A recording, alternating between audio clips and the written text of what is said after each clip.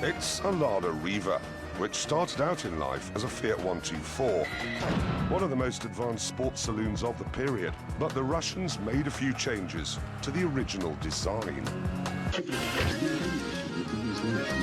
They replaced the excellent disc brakes with drums, which were worse. They fitted a starting handle, a manual fuel pump, and they made the body from much, much thicker steel, as I shall now demonstrate with my hammer. Ready?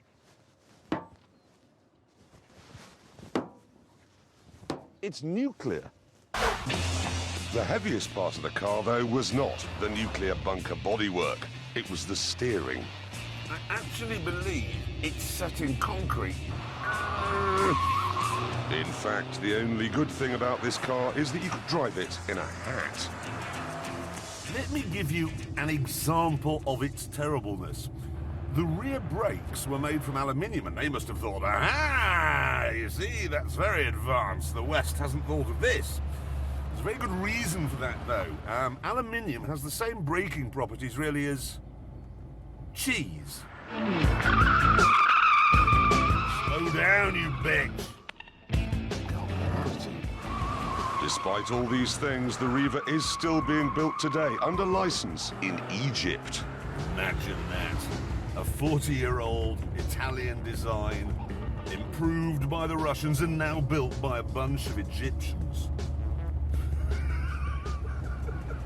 I can't think of anything worse than that.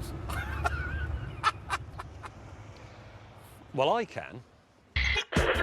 You see, the Lada was not the only car to come from the Soviet Union. There were hundreds of the damn things.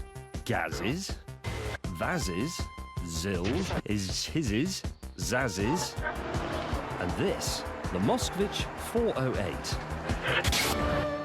Now, this car was originally launched at the 1964 British Earls Court Motor Show, and it was communism's response to our very own people's car, the Mark I Cortina. And as you'd expect, the Moskvich was very cheap, just £679. The Cortina was a whole pound more expensive. The gearbox is sloppy, the suspension is bouncy, the steering is very heavy and yet very vague. And just listen to the noise when you hit 40.